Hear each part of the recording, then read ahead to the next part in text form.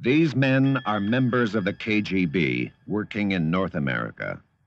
This man is an illegal, a spy trained in Moscow and sent to the United States. This man is a defector from Cuban intelligence, living in hiding under constant threat of death. This man ran operations against the West from Czechoslovakia. This man was trained by the most sinister department of the KGB and sent to North America. All of them received their orders from here, number 2 Dzerzhinsky Square in Moscow. This is the headquarters of the KGB. From here, the KGB continues to carry out the mandate given to the secret police by Lenin, who said it was to be the sword and shield of the revolution, the offense and defense of Soviet aims throughout the world. Lubyanka prison is the center of the vast KGB bureaucracy directly responsible to the Politburo for its operations against the West. Ever since Lenin took over the secret police of his defeated enemy, the Tsar, the Soviet espionage apparatus has mirrored the leadership under which it serves. Under Lenin, in the early days of revolutionary turmoil, it was known as the Cheka, and it imposed the Bolshevik rule upon the nation, setting up an international network of informers and tracking down and liquidating enemies of the new regime. Under Stalin, the name of the secret police was changed to GPU, and it became the most effective instrument of mass murder until the Second World War. Stalin used the GPU to eradicate millions of peasants in the Ukraine who protested the creation of collective farms from their lands. And during the mid-30s, Russia was racked by what became known as the Terror, the mass purges created by Stalin. Show trials became a function of the secret police activities, and more than 75% of the Soviet general staff of the army and senior ministries were arrested by the GPU, tried and executed. In 1953, Stalin died.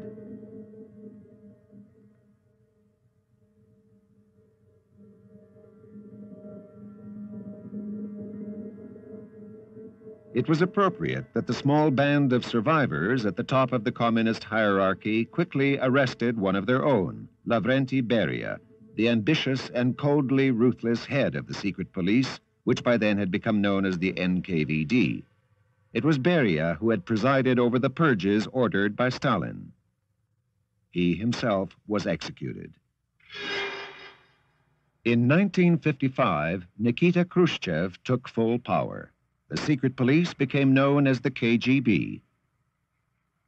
Under Khrushchev and his successors, the KGB looked increasingly outward to espionage and intelligence activities in the rest of the world. In the past decade, it has become a vanguard element of Soviet expansion and activities throughout the Third World, Western Europe, and North America. The KGB has become a massive bureaucracy reporting directly to the Politburo, the select body that runs the Soviet Union. Its functions are tied to the International Department, which runs and finances both communist and non-communist organizations in other countries, and to the Ministry of Defense, with whom it shares espionage activities in other nations. The KGB is organized into chief directorates. From a separate headquarters in Moscow, the first chief directorate controls foreign espionage activities. The second chief directorate is the largest and most important. With a network of informers, it is responsible for ensuring internal security. The current head of the KGB is Yuri Andropov, a key member of the Politburo, a close colleague of Leonid Brezhnev, and one of the most powerful men in Russia. As head of the KGB, Andropov controls the most influential and sinister bureau of the Soviet bureaucracy, whose main purpose is the total control of the Soviet people.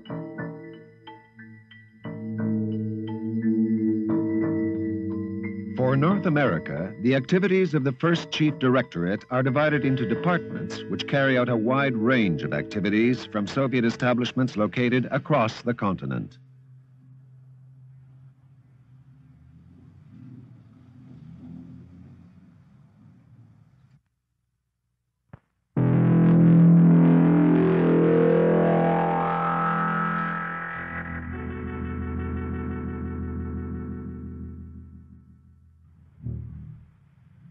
Since 1933, this building has served as a Soviet embassy in Washington. It is a major center of espionage activity in the United States. This is Alexander Kluyev, listed as an attaché at the embassy. He is a KGB officer. This is Boris Ivanov, a correspondent with the Soviet news service TASS. He is also a KGB officer. During a recent hearing of the Senate Foreign Relations Committee, the principal witness was Harold Brown, who at that time was Secretary of Defense. Subject, U.S. military posture and the defense budget for 1980. Present were Soviet TV reporter Yuri Soltan and his cameraman, Anatoly Ivanov, as well as Milos Tulva, a correspondent for Izvestia. Seen here is Dr. Mikhail Milstein, who is now with the Soviet Academy of Science, specializing in military affairs. Next to Milstein, Yuri Kapralov, first secretary of the Soviet embassy. Then there was a man who identified himself as Andrei Krutskih. The Soviet embassy lists him as an attaché, and this man, Viktor Tyutin, official title, third secretary at the embassy. American intelligence sources identify both Krutskih and Tyutin as being officers of the KGB. In North America, there are dozens of Soviet establishments, everything from diplomatic missions to trade offices and businesses that sell tractors or operate merchant shipping. Since 1970, the number of Soviet officials in North America has increased dramatically. Until 1980, Richard Kinsey was deputy chief of the Soviet desk in the FBI. His duties were to closely monitor the activities of the Soviets in the U.S. The numbers have doubled in the last 10 years. From 1970 to when I left in early 1980, the Soviet presence had almost doubled. There was a time when I first was in the work where we could almost go one agent on one identified or suspected Soviet intelligence officer. When I left, quite the contrary was true, and we were vastly outnumbered, where our agents were trying to cover 3 or 4 known or suspected intelligence officers. One of the basic requirements for Soviet diplomats is to file travel plans whenever they travel in the U.S. or Canada. It is a restriction that in the Soviet Union is strictly applied to Western diplomats. But for the Soviets in North America, the theory and the practice seldom meet. We find through our coverage of them that they often deviate from those travel plans, and surprisingly enough will end up traveling by the SAC base in Omaha, Nebraska, when their travel plans call for them to go through Kansas or some other route. And that's a violation of travel regulations. If we bring it to the attention of the State Department, then a strong note of protest is made to the Soviet ambassador. Is there anything ever done about these strong notes of protest? They're filed.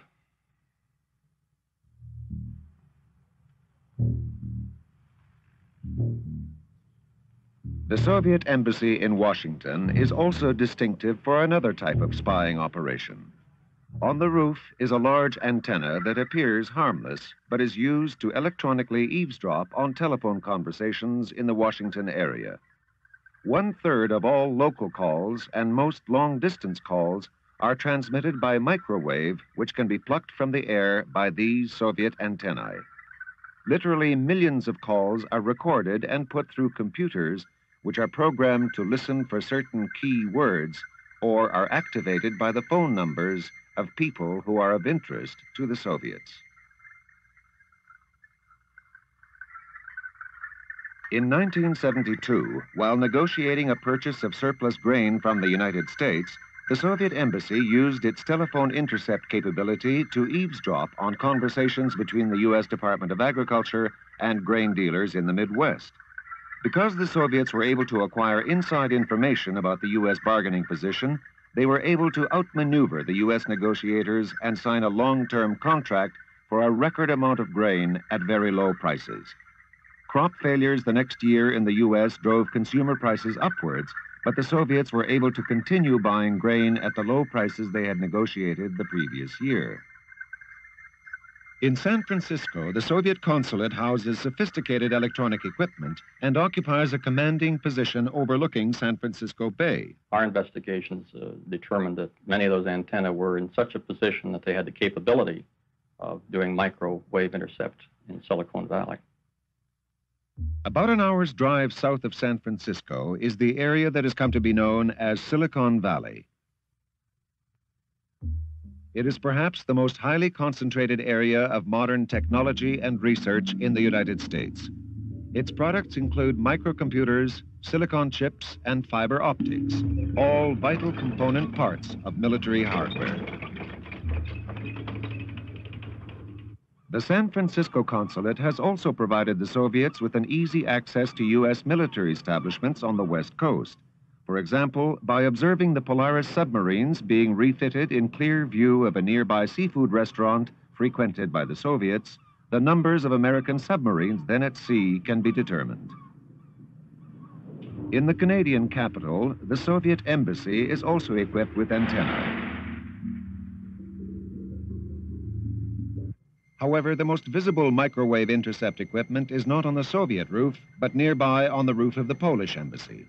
It is the Eastern Bloc nations, the Poles, the Czechs, and the East Germans that play an important part in the game of espionage. William Kelly is the former head of the RCMP Security Service. Intelligence services of bloc countries allegedly work independently of each other. But that isn't true. They work very closely with each other and under the dominance of the Russian KGB. There was a time when it was felt that the KGB were too well known around external affairs, and they didn't think that the reception they'd receive would be the best. So they wanted to naturally recruit or penetrate, and they decided that the Hungarians could do the job under the circumstances better than they could. Developing countries make. Ladislav Bittman was a deputy director of Czech intelligence at the time he fled to the West. Because there are many people who are afraid to get in touch, to be associated with a Soviet diplomat, for example, who is an intelligence officer and uses the diplomatic power in most cases. But they don't hesitate to develop a very friendly contact with a Czech diplomat or a Polish diplomat or an East German diplomat, because they think what the representatives of these small countries can do. And they don't realize that they do basically the same job, only under a different color, but... How closely allied were you with the Soviet intelligence, say? They know everything that the Czechoslovak or any other satellite service does. On the east coast of America, on Long Island, is another Soviet diplomatic residence. It is an estate near the town of Glen Cove, which serves as a weekend and summer retreat for Soviet officials of the nearby United Nations. Soviet citizen Arkady Shevchenko often stayed there while he was the Undersecretary General of the UN. And all the top floors of the building are full of the sophisticated equipment for to intercept all the conversation, telephone conversation, or anything which is going on around the area. At least 15 or 17 technicians who are working there to do all this job.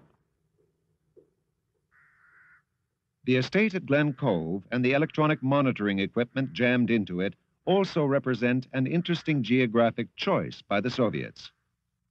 I might point out that the estate, while it's located somewhat north of the establishment, is very close to Grumman Aircraft Factory, which is one of the United States' main builders of sophisticated warplanes.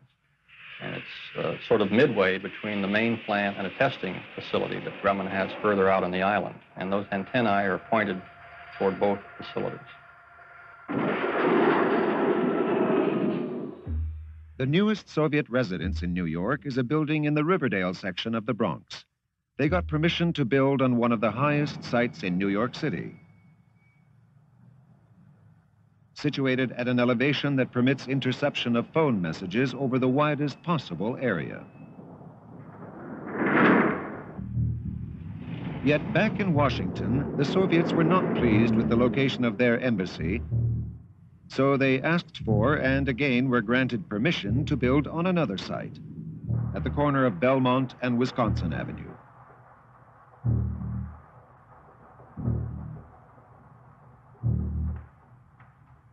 It is one of the highest locations in Washington. Because it's so high here, we'd like to get a good shot of Washington. Can we get in? It's forbidden. If you want to take pictures, you must go to our embassy and decide this matter with our chief. In Washington, they will have everything. They can, listen all the conversation which are going on from White House to any any departments or Pentagon. You have a good view from here anyway. Yeah, I think so. Just on the roof of this building. On the roof? Yeah, I'll bet. Much of the construction on the Soviet embassy complex is already completed. The new residences have been built complete with antennae on the roof. In Moscow, the Americans had requested permission to build a new embassy to replace their old and overcrowded facilities there. In this instance, comparisons are useful. The United States was eventually offered and accepted a site on one of the lowest points of land in the city. And after years of bureaucratic wrangling, permission was only recently granted to begin construction.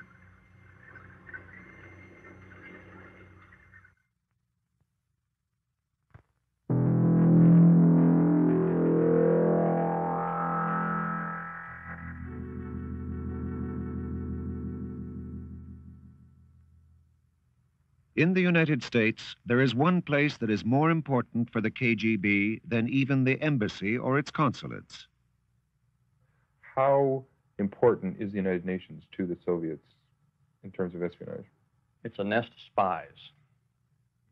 The KGB operations in the UN are controlled by the First Department of the First Chief Directorate of the KGB. This department directs all operations against the United States and Canada.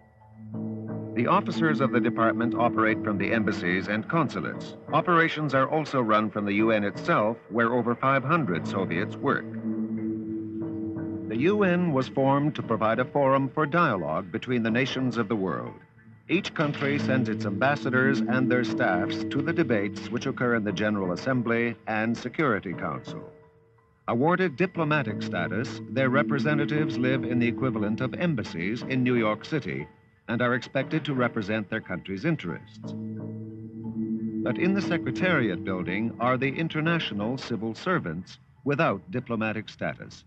They are expected to be rigorously non-partisan in their administration of the UN's various departments and worldwide programs.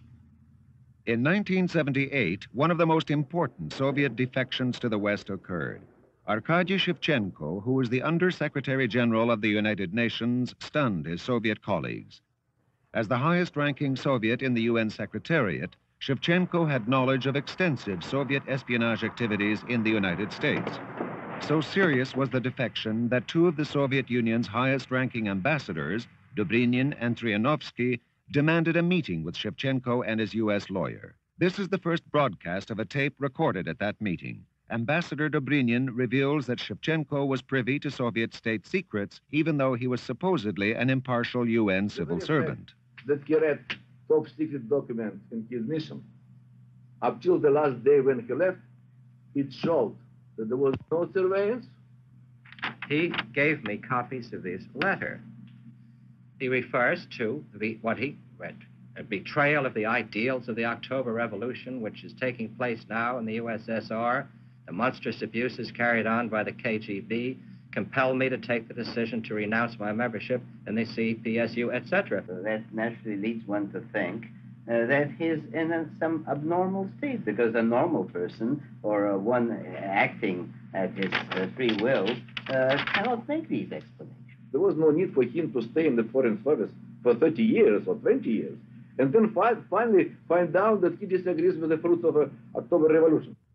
The United Nations Secretariat gives so many advantages for the KGB to penetrate actually almost all aspects of the American life, because they, unlike diplomats, go and travel across the country freely. They even should not, under no obligation to notify the State Department or the American mission about their travel trips or participation anywhere.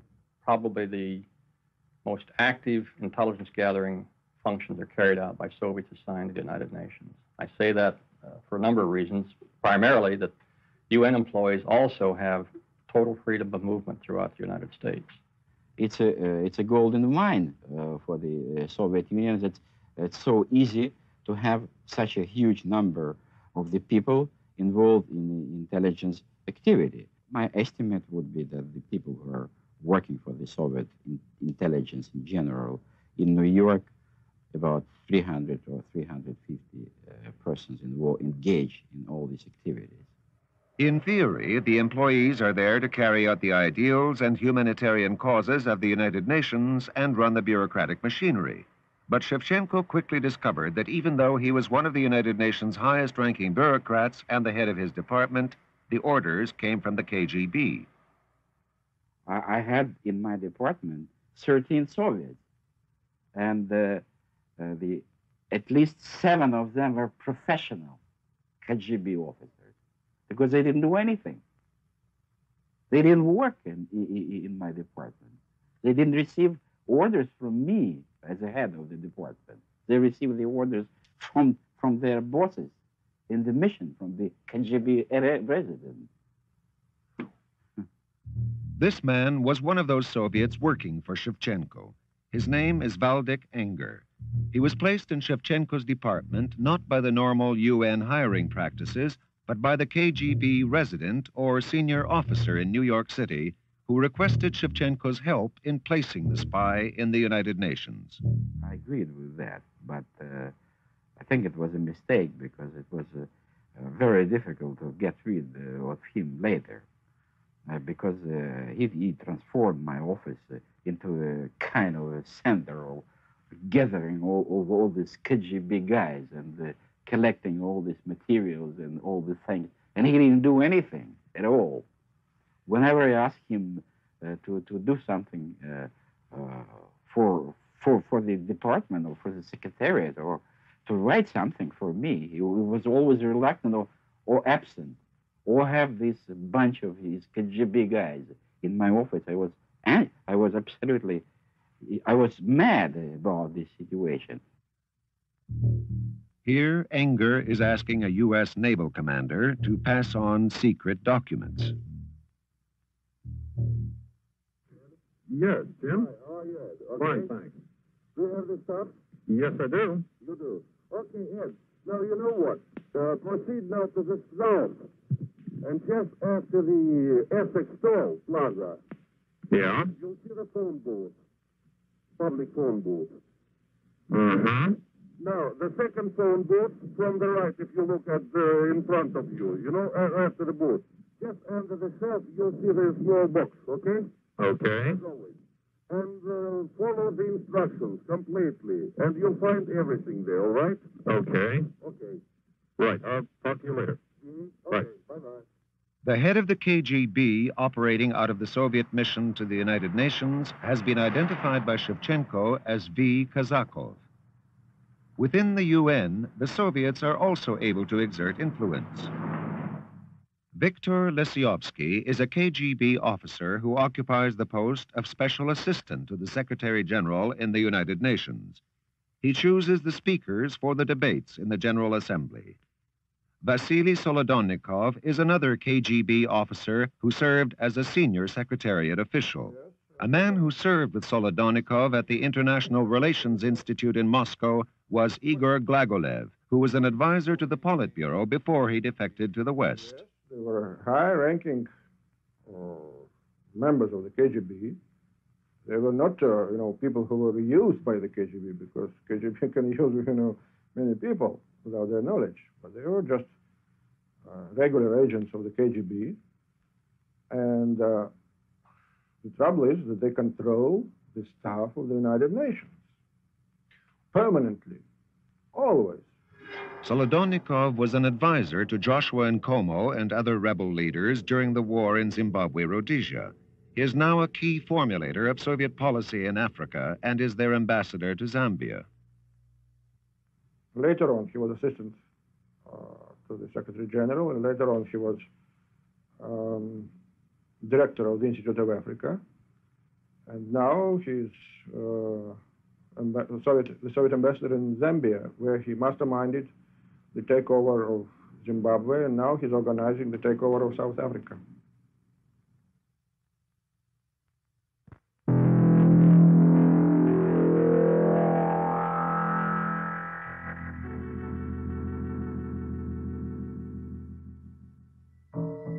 Noel Field joined the State Department as a Foreign Service officer in 1926. During the 1930s, he became a Soviet agent. Lawrence Duggan was head of the Latin American desk of the State Department and was a political advisor to the Secretary of State. He, too, was a Soviet agent. Both Duggan and Field were brought into a Soviet espionage ring by the same recruiter, a woman of amazing persuasiveness. I got them Noel Field. And I got them Larry Duggan. And I got them all, you know, sort of small fry, like Ryan, and, you know, technical personnel, several women that were mail drops, and so on and so forth. And it was always done, for example, with women, it was mostly done with sex. I would always send somebody who was handsome, and they generally went to bed with whatever it was, and it worked. During the 1930s, Haida Massing was Soviet espionage's most effective recruiting agent in America. This is her only television interview, filmed shortly before her death in 1981. During the 1920s, she married into the Communist Party in Europe, falling in love with its intrigue and fellowship. Her first husband was Gerhard Eisler, a top official of the Communist international espionage arm, the Comintern. When you were 17 and you joined the Communist Party, or became a member of that circle, was it an emotional rather than a political conversion? Only emotional, not political at all. Didn't understand a thing about politics. As I said, I would have understood this one sentence. It is a theory, an ideology, which has as its aim a better life for all. Well, that was good enough for me, better life for all. I'm amongst all. But that was as political as it was. Otherwise, it was emotional. I married into the party. But for somebody who didn't understand it, you became one of their most effective operators. Later, much, much, much later. Much later, when I understood much more, and when really my effectiveness is so closely married, connected to fascism. I was effective because there was fascism, and fascism had to be fought. It took me a long time, and I didn't want to realize it, that actually I was not fighting fascism. It was all baloney. The Russians used me. But to admit that to yourself is, of course, very degrading, self-degrading. You hesitate very much to do that. So for a long time, I pretended that I believed that this is the way to fight fascism, and I acted it out. Okay, well, let's go into some of the areas where you were very successful. You came over to America in the early 1930s. What did you do, and how did you get into that circle where you could operate effectively? Well, first of all, when I came, I knew people. You see, I knew people. I'd met people in Moscow. I'd met many Americans in Moscow. I was a functionary. For example, I was called on by the Comintern to entertain important Americans when they came to Moscow. So I had connections, personal connections. The connections were with those in the American government. So Haida Massing, closely controlled by the Russians, working in New York City, and armed with a sharp wit and a fierce determination, went on to recruit Lawrence Duggan, one of the senior members of the U.S. State Department. You know, the thing that is so interesting is it wasn't difficult. I called him because he was a friend of Noel Field, and said that I wanted to see him. And I went into the State Department, into his room, and we made an appointment. And I approached him directly, hard. Larry, I said, I needn't tell you about fascism. You know it all. You know it better than I, because you see all the material I don't see. We want your help. Will you help us? And he said, yes. I have certain conditions, but yes, I will help you. Now, I will give you all the material that I think might be of interest to you and the Russians. He knew immediately who I was. He was nobody's fool. And only I will not give you the material per se. I will dictate it to somebody, and the somebody has to be English speaking and a very good shorthand. There it was. I couldn't believe it. While recruiting Noel Field, Haida Massing uncovered another Soviet spy ring in Washington, of which she had been unaware. I had worked on Noel Field for a long time. I had listened to Wagner, which I hate. I had read Freud, which I dislike, and discussed fine points of Freud with him, really lying in my teeth. And because I wanted him, I wanted to do a good job. And I also liked the family. I liked her better than him.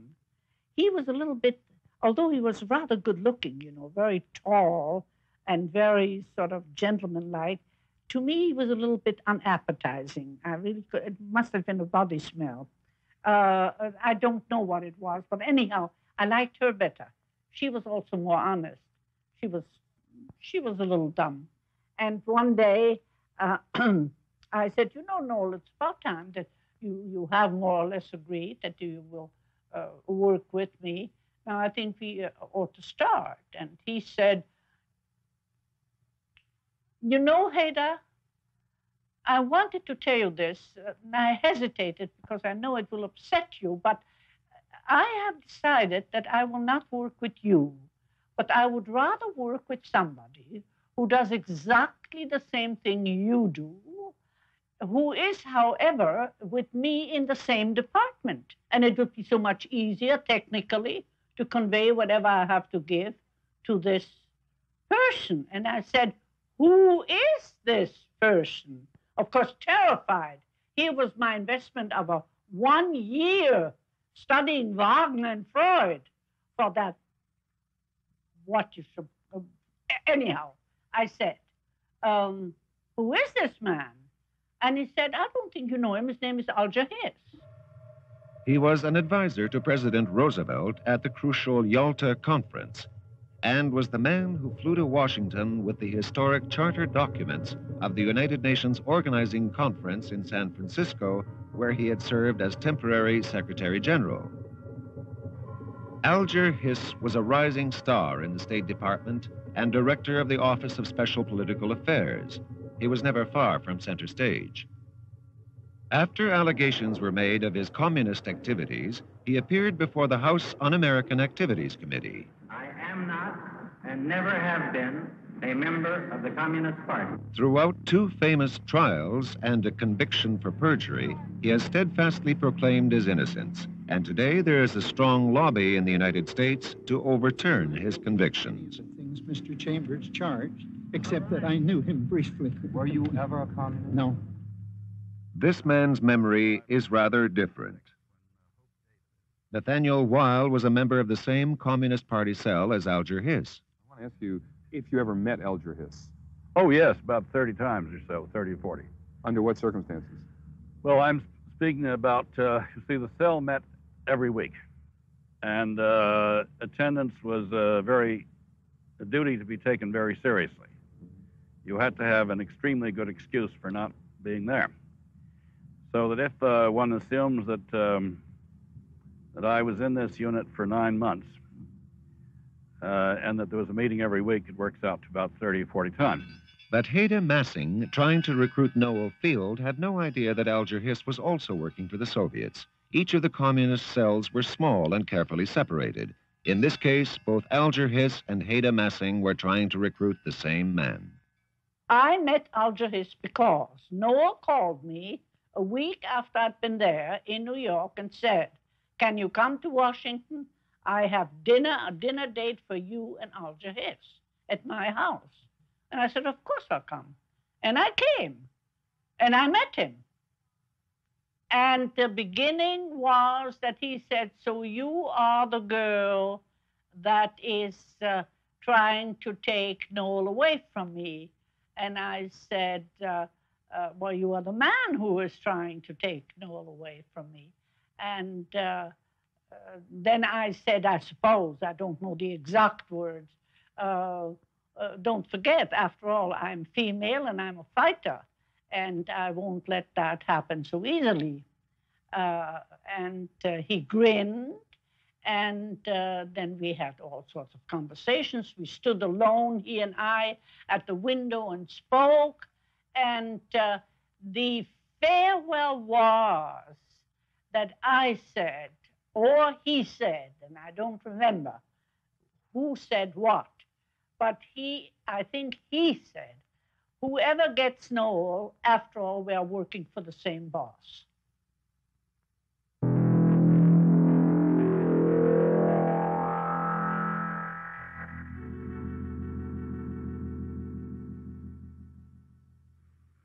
More than 90% communist agents are blackmailed. These people are not ideological supporters, but they are brutally blackmailed. Was this what you looked for when you were in the Czech intelligence? Yeah, An ability to blackmail people? That's right, yeah. Like that you were forcibly trapped. And we know the way that you were trapped, it was a homosexual entrapment, that you were entrapped, in which the Czechs got you. This is correct, right? This man was blackmailed while on embassy duty in Prague, Czechoslovakia. As an Air Force cipher clerk, he was in a position to seriously compromise NATO readiness secrets.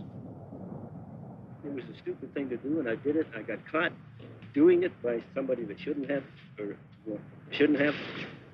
I've gone through this rigmarole for over a year after we left Prague.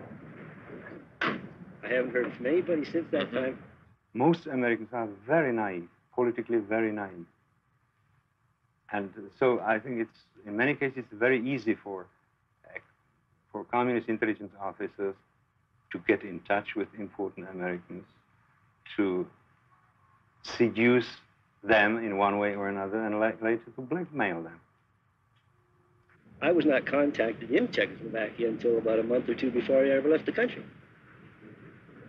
When you say contacted, you're contacted By the Czechs. by the Czech intelligence service. Well, I don't know who they were. I'm just saying I was contacted. Yeah. You know, but I assumed that they had to be there. What do you mean when you say contacted?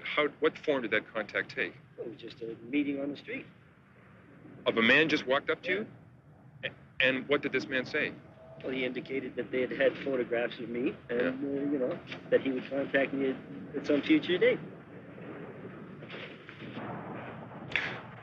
Well, can you tell me, what did the Czech intelligence service ask you for or want you to do? There was no discussion at all. It was just the fact they confronted me with the fact that they had pictures and photographs of me doing this homosexual act with the other individuals in Prague. That was the whole extent of it. There was nothing asked for or given. When you say the fellow that was involved in the situation? In the situation photographs? in Prague, yeah. Yeah. He was the other man with whom you were having this affair with. Right. And he defected, and as a result, that was how they found out about you. Right. And you were never asked for secret documents?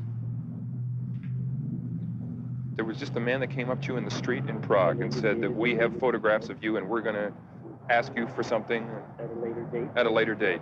It was never indicated what they wanted or how often or how soon or whatever. What kind of information could you have theoretically given them? God knows. God knows.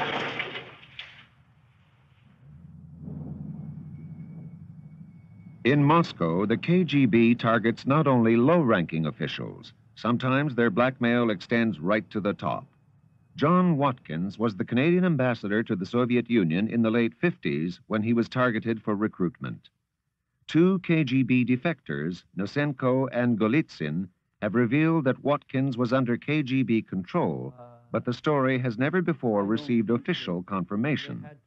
William Kelly is the former head of the RCMP Security Service. They knew he was a homosexual. He knew that they knew he was a homosexual.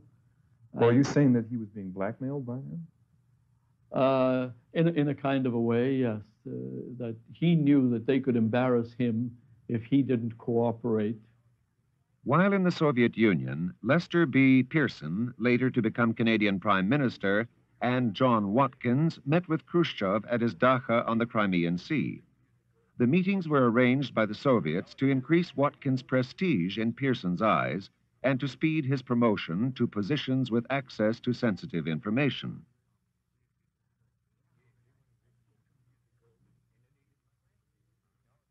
When you find that a man like Watkins, an ambassador, was a homosexual, and you knew the pressure that was being placed on homosexuals in Russia at that time, he was an obvious target for KGB, and he was surrounded by the KGB. Watkins' handler was Anatoly Gorsky, alias Professor Nikitin, who had controlled the Soviet agents Philby, McLean, Burgess, and Blunt in Britain. Soon after Pearson's visit, Watkins was transferred back to Ottawa as Assistant Undersecretary of External Affairs. External Affairs chairs the committee that controls all of Canadian intelligence matters. He died of a heart attack on October 10, 1964, in Montreal, after being interrogated by the RCMP. For over 10 years, Tom Fox was head of U.S. military counterintelligence in charge of breaking major Soviet operations in America and Europe. Well, the Soviets are like any good headhunting business organization that's looking for good talent. The Soviets will establish a relationship with the individuals, determine the individual's needs, desires, strengths, and weaknesses, and try to exploit that. David Barnett was a former employee with the CIA whose business was facing bankruptcy. His solution was to approach the KGB. In exchange for money, he compromised several CIA operations and the lives of the agents involved. He was instructed by the Soviets to obtain positions with several congressional intelligence committees in order to pass on inside information. For his services, he received $92,000. But the Soviets used subtler methods for recruiting. At the time when he was a congressional assistant with access to U.S. naval readiness secrets, Jim Kappas was approached by a Soviet official offering him the opportunity to write articles for a leading Soviet press agency. I, as a staff member, had access to most of the classified materials that might have been presented to the committee from time to time. How were the approaches first made? Initially, it was strictly social. Later, of course, the meetings were arranged. They were arranged for just the two of us. They were arranged at primarily at bars. What exactly did he suggest you should do in the beginning? He suggested that I write articles for him, theoretically to be translated and published in the Novosti Press, which is a Soviet press service. Of course, later it became more obvious that the type of stories that he was seeking were those that were based on classified information or information that was not generally known to the public. In attempting to recruit agents, the KGB also uses the services of the International Information Department, which controls TASS, Pravda, Izvestia, and the Novosti Press Agency. A man who is familiar with the procedures of recruitment is Yuri Bezminov, who served with Novosti in India before defecting to the West. Because during my 12 years with Novosti, it was quite clear to me that about 70 to 80, it's hard to count, % of the Novosti employees are at the same time either full-time officers of the KGB or part-time co-opted agents like myself when I was working for the Novosti. For Soviets like Yuri Bezminov or Carlo Tuomi, an illegal sent to America to recruit agents, The methods of recruitment are deceptively easy. How do you recruit somebody? You recruit them by establishing a friendship, but you don't recruit them as a Soviet spy. You're supposedly working for some corporation which is interested in the trade secrets of a competing corporation. Or maybe you're asking information on behalf of a friend who's writing a technical book. Was this what you were told in Moscow, that you should not say that you're working for the Soviets, that you should work for a company or? Right. You come out as a Soviet intelligence agent only when you recruit the person on ideological basis. In the 1930s, no one was more successful in recruiting young Americans than Haida Massing. She recruited at the highest levels of government and discovered that the ideological approach worked best with the privileged in America. It would be almost impossible to recruit the working class. Almost impossible. Of America? Yeah. But it would be easy to recruit the intellectual and middle class. But what does the Communist Party have to offer the elite? Great ideas. The freedom of all time. Marxism, a different economical system, thoughts, new medical experiments, the world. You see, the Soviet Union has never changed its goal, never. You know, its goal as a phrase. It still wants to dominate the world. You know that. It has never changed that.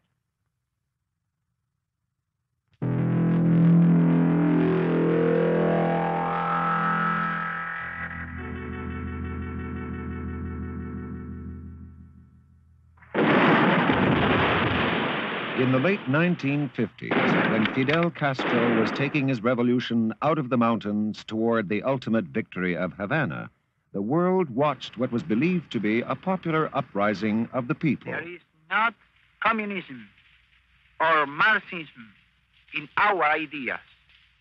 Our political philosophy is representative democracy and social justice in a well-planned economy. But the revolution provided a new base for the KGB and the communist intelligence networks.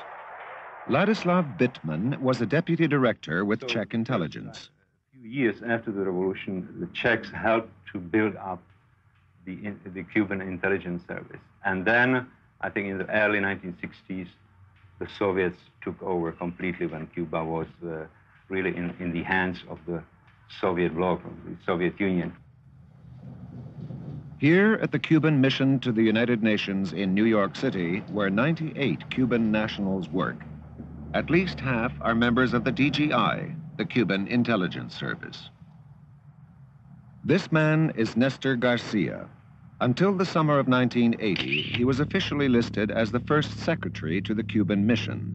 But in reality, he was chief of station for Cuban intelligence in New York City.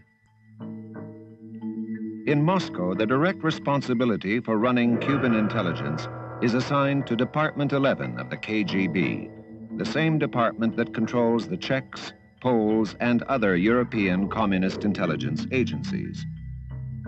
Since the late 1960s, Soviet KGB officers living in Havana have directly run the operation of Cuban intelligence. As a result of 2 years' research, the Connections team has been able to ascertain these startling facts. Cuban intelligence was taken over by the Soviets in 1969. At that time, it became and has remained totally financed and controlled by the KGB. Now living in hiding, this man is the highest-ranking Cuban officer to defect to the United States.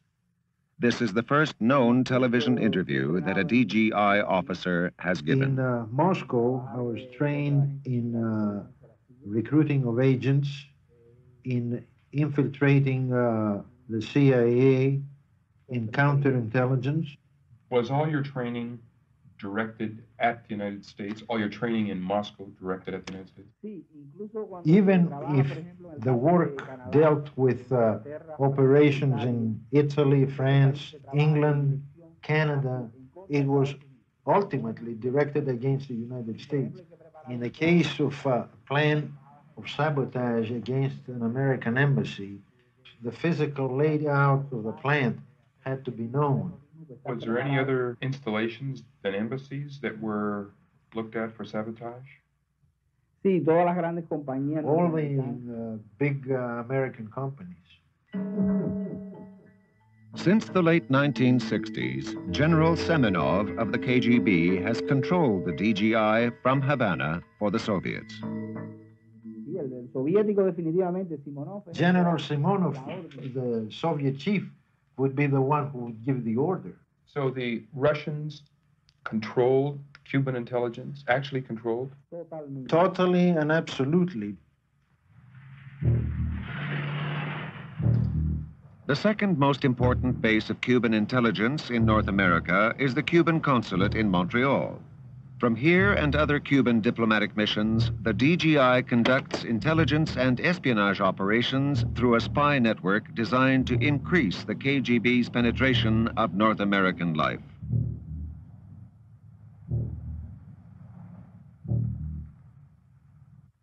You saw the files of these people in Havana, correct? Yo conozco muchos.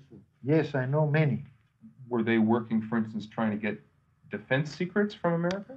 Definitivamente. Yes, definitely so. What else? ¿Qué otra cosa? Información política. Political information, economic information, leftist movements in the United States, on the blacks. Información sobre las plantas de industrial plants of the United States, like power plants and so on and so forth. Why would they be interested in power plants? This information is necessary to the Soviets. This former DGI officer was shown the official list of the 12 Cubans stationed in Washington at the Cuban Interest Section. How many on that list do you know as being in intelligence? Four. There are 4 on that list. Certainly, certainly. Have you ever heard of a Mr. Ricardo Escartin? He's an intelligence officer. How about Mr. Juan Carbonell? Juan Carbonell es otro oficial de inteligencia. Juan Carbonell is another intelligence officer who was in Jamaica. Jeju Arbalea? También. Also. Mr. Martinez? Sí, ese es otro oficial de inteligencia. Yes, this is another officer of the DGI. 6 months after this interview, Ricardo Escartin was expelled from the U.S. for espionage activities.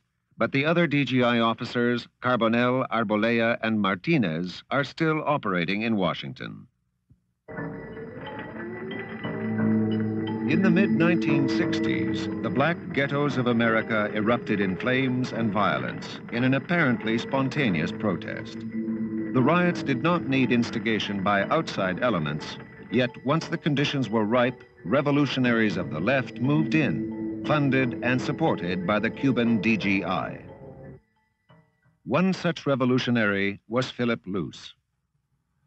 What was the nature of your meeting with Fidel Castro? Our nature, first of all, was we met a number of times, but our first meeting dealt with what the group would do in Cuba. Secondly was what we could do in the United States once we returned. And third of all, we received over $20,000 to bring back to the United States. The next year, we were engaged in tremendous riots in New York City, which then spread to Cleveland, to Los Angeles, to other areas. Agitation at that juncture was vital, not only to our cause, but to the cause of the Cubans. We trained people in the use of weapons. We also trained people on how to stand on top of their tenement buildings and throw down garbage cans filled with bricks. We also taught them how to make Molotov cocktails. As a matter of fact, the Cubans at that time said to us, your revolution is your own revolution. But while we were in Cuba, they gave us money to bring back to the United States to be utilized in terrorist activities. They also invited us to the embassy, wherein they gave us money to send young Americans to Cuba who were later trained in terrorist activities. We went to the Cuban embassy on a number of occasions to get funding.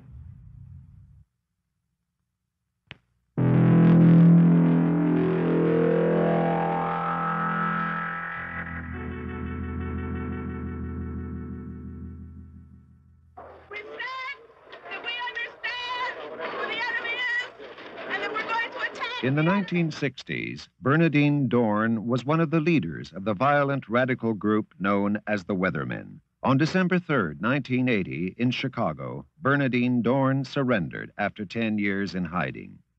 With her was another weatherman, Bill Ayers, with whom she had been living. They held a press conference and stated their continued commitment to radical change. Resistance by every means necessary is happening and will continue to happen within the United States as well as around the world, and I remain committed to the struggle ahead. The man with Bernardine Dorn, Bill Ayers, was one of the key members of the Weathermen during the 1960s. A man who knew Ayers well during those years was Larry Grathwohl, a former member of the Weather Underground, which had developed close ties with the Cubans. Well, when the Cubans viewed the revolutionary struggle in the United States, they recognized the fact that the left as it existed in 69 and 70 was not capable of overthrowing the government by itself. Consequently, they had hoped that the group itself would be able to attack the system from within and provide assistance to the international movement, the international communist revolution.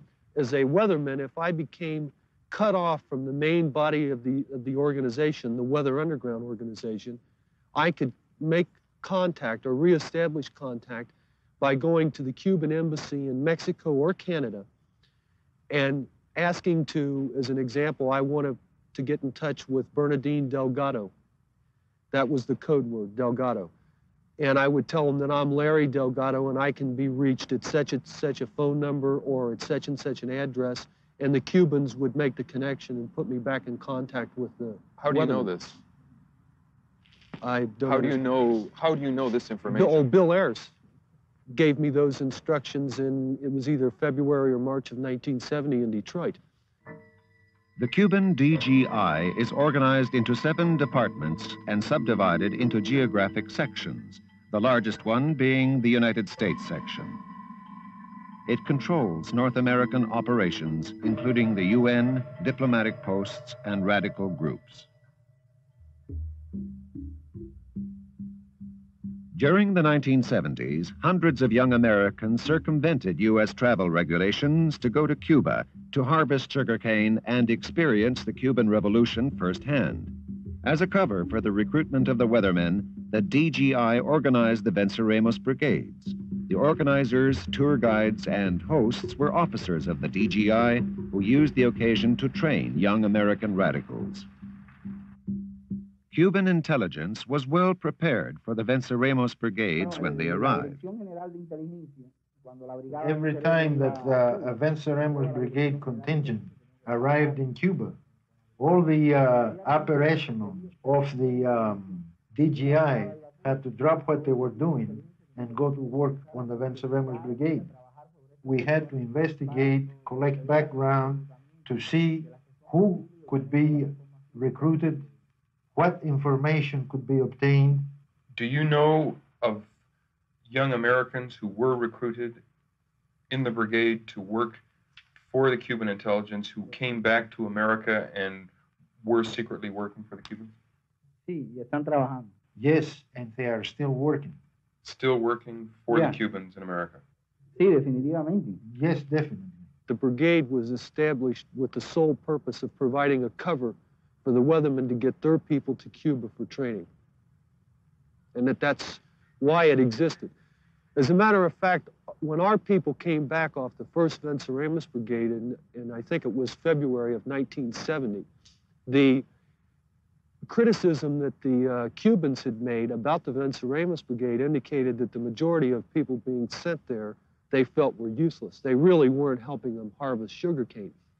But that it was justified in the sense that here was a means to train and politicize weathermen contacts and weathermen. Cuba somehow had the ability to bring out in young people at that time the feeling of communism with a mambo beat, or somehow that what was happening in Cuba was totally different than what was happening anyplace else in the world. This was the main reason of the interest showed by the Russians in trying to control the DGI, because the Cubans could work far more easily than the Soviets. Weren't the weather people aware that they were being used by the Soviets in some way? No, they viewed the Cubans as being the vanguard of the international communist revolution.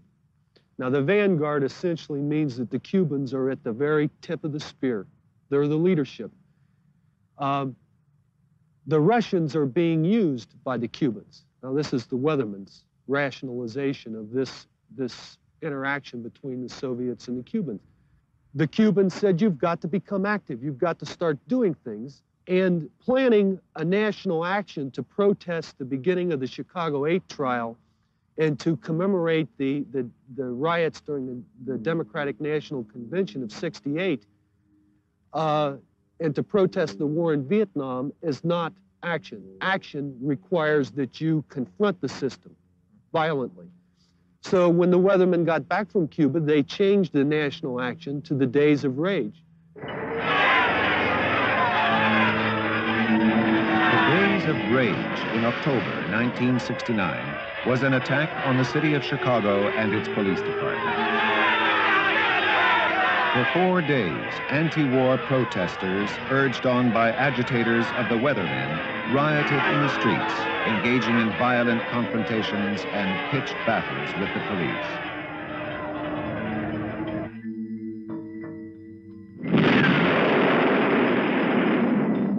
Quebec during the 1960s was rocked by terrorist bombings and confrontations between the police and French-Canadian separatist demonstrators supporting the FLQ.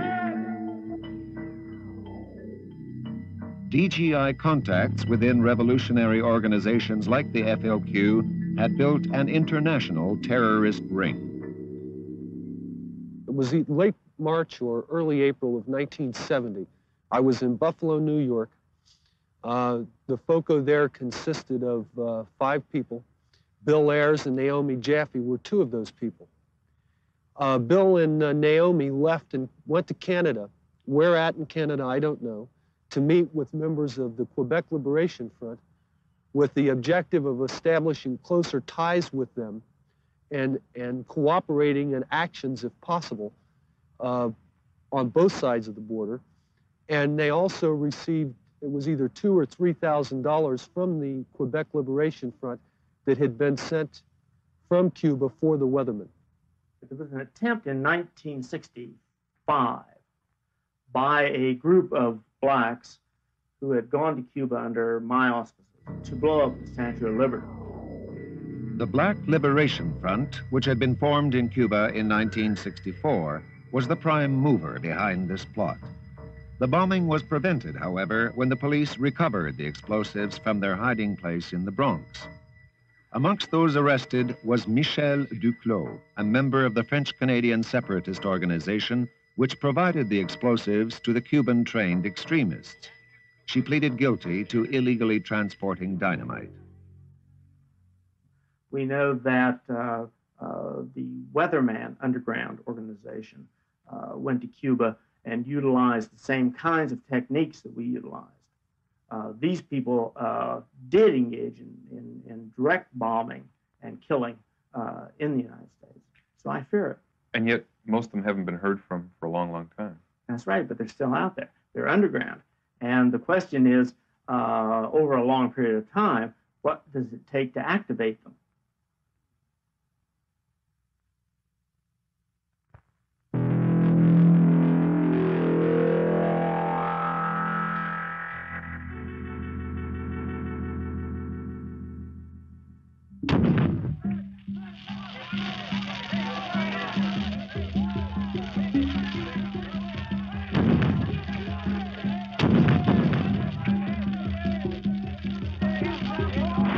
biggest Cuban intelligence efforts against the United States do not take place in North America. It is in the Caribbean and Central America where the Cuban DGI, backed by the Soviet KGB, are actively assisting revolutionary movements hostile to the United States.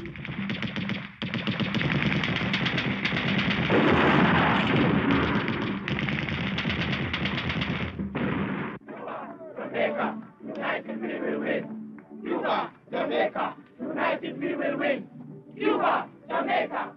In 1978, the government of the Caribbean island of Grenada was replaced by a Marxist regime led by Morris Bishop. The government of the criminal dictator Eric M. Gary has been overthrown. All police stations are hereby ordered to put up a white flag as a symbol of surrender. One by one, the governments that have been called right-wing dictatorships are being attacked and replaced by left-wing dictatorships financed by the Cubans.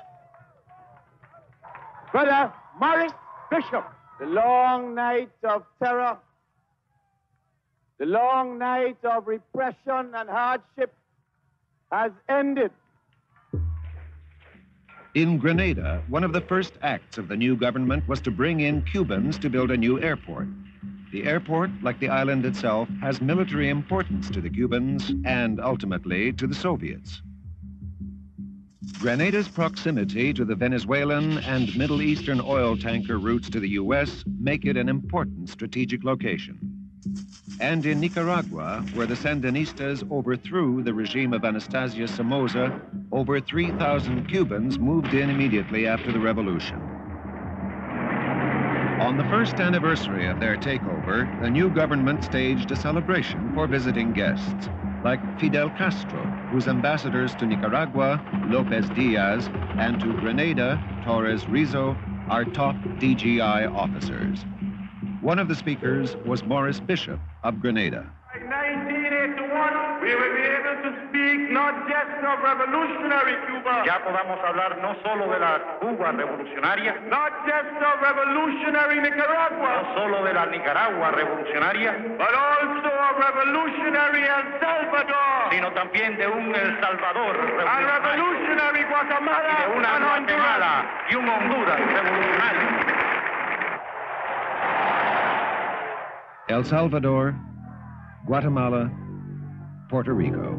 One after the other, the revolutionary movements of the islands and the Central American nations are being assisted by the Cubans, and behind them, the Soviets. Puerto Rico is an important area for Cuban activities. Electronically linked with Navy installations on the U.S. mainland, Puerto Rico is crucial as a submarine tracking base. Using top-secret undersea monitoring equipment, Americans are able to keep track of Soviet submarine actions on the entire Atlantic coastline.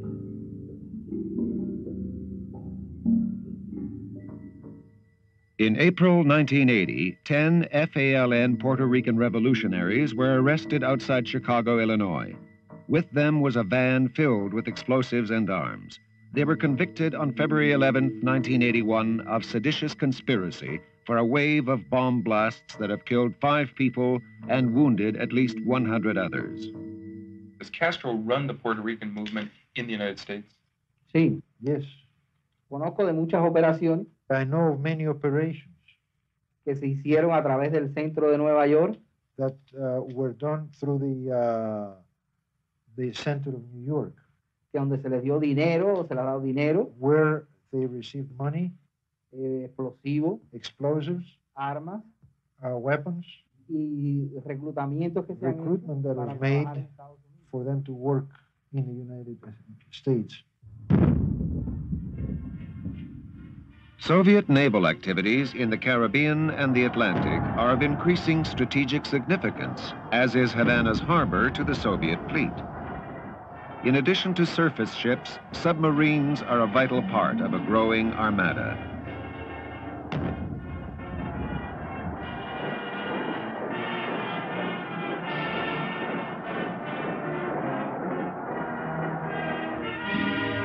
For submarines are hard to detect as they lie off America's shores armed with nuclear missiles.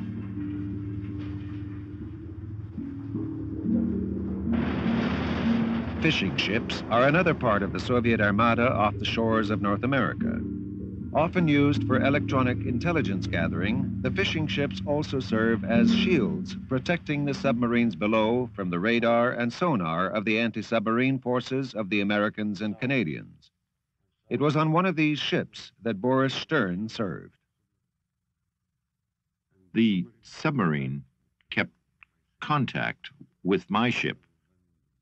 When we came near Newfoundland, the captain had a radiogram on the submarine location. My ship, the fishing ship, covered the submarine from the airplanes above. These ships have also been used to provide Irish terrorists with arms. My ship, this is a fishing ship and not a military ship. At 2 o'clock at night, as my ship came near Ireland, 2 boats with Irish people came to the ship, and the KGB officer on our boat, Misha Boulanger, gave them a very big box, we think, of arms. Soviet espionage efforts in North America are designed to assist the capabilities of their submarines in the Atlantic and Caribbean. Some of these efforts have seemed trivial, yet the results are still affecting Canadian and American security. This Canadian civil servant was targeted by the KGB. He was at first offered small payments for unclassified information, but the promise of larger sums soon led to his acquiring more sensitive strategic documents, such as classified naval maps of old wrecks that lay on the bottom of the Atlantic along the Canadian coastline. William Kelly was head of the security service of the Royal Canadian Mounted Police at the time. Well, now, these maps were of extreme importance to the Russians, and particularly for their submarine commanders, because when there was the patrol boats of the Canadian Navy on the surface, the submarine would know it, and to avoid detection, that's all the submarine had to do was settle down alongside of a wreck, so that when the patrol boat above would make contact with some sounding device with the bottom of the ocean with some metal down there, he'd look on a map and he'd say, oh yes, this is just a wreck, and he'd move on, leaving the submarine to continue its patrol safely.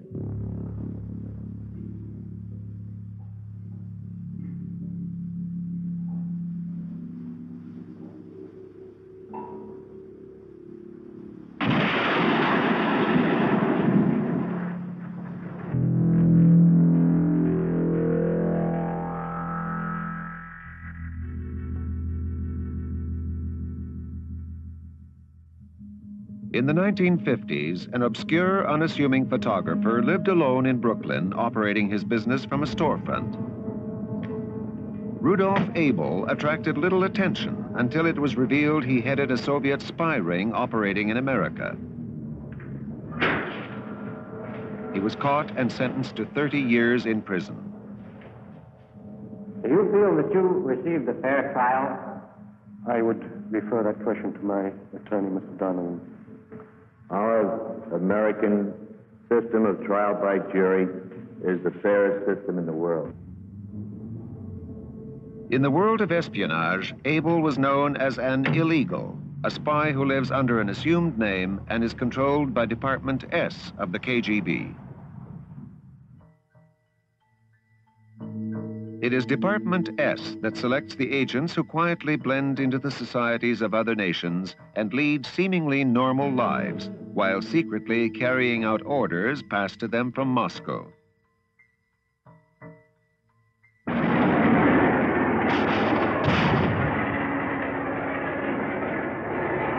This is part of a television program about the black riots in America in 1968.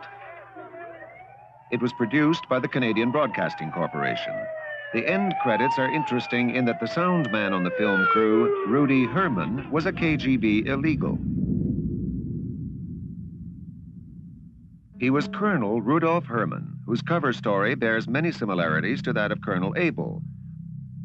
Both men entered the U.S. through Canada, and both pursued careers in the film industry. Rudolf Hermann went first to Toronto, where he lived quietly with his family in a small house on Sutherland Avenue. He was ordered to take a job with the Canadian Broadcasting Corporation. In 1969, Colonel Hermann was ordered by Moscow to move from Toronto to New York and set up as a photographer while he organized his network of espionage in the United States. His appearance has been disguised and his voice electronically altered. Oh, yes. For the past 25 years, I was getting every weekend on 2 days a radio transmission.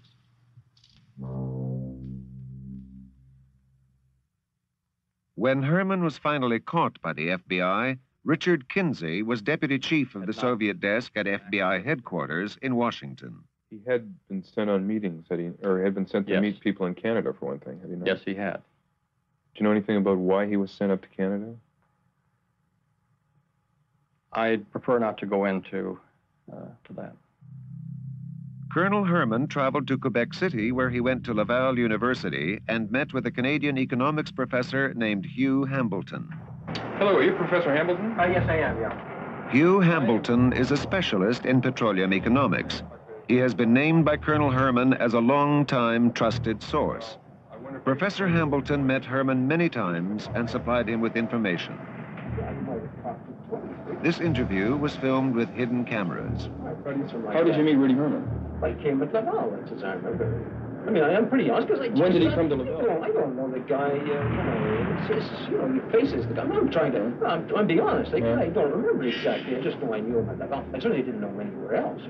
Well, Hermann met Hambleton at least a dozen times in Canada, and in 1975 they met in Haiti, where Hambleton passed Hermann information about the Chinese embassy. Well, he must have come there to see you. There was a top-secret FBI RCMP operation targeting Professor Hambleton and Colonel Hermann, codenamed Red Pepper.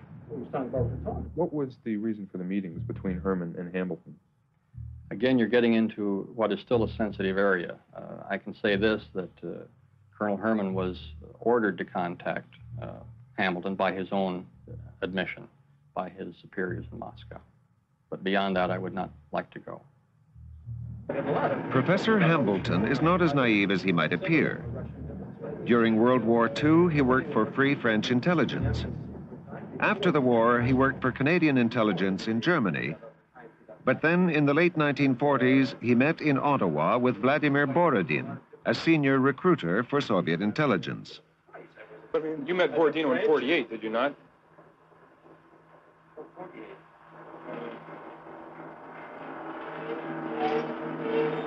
Maybe, it's possible. I guess so. From 1956 to 1961, Hambleton had top-secret security clearance when he worked for NATO in Paris. Professor Hambleton has also made 2 trips to Cuba. He met with a leading Cuban intelligence officer, Ricardo Escartin, who has recently been expelled from the United States for espionage activities. In 1975, he made a trip to Moscow. How come you went to the Soviet Union now? I didn't go.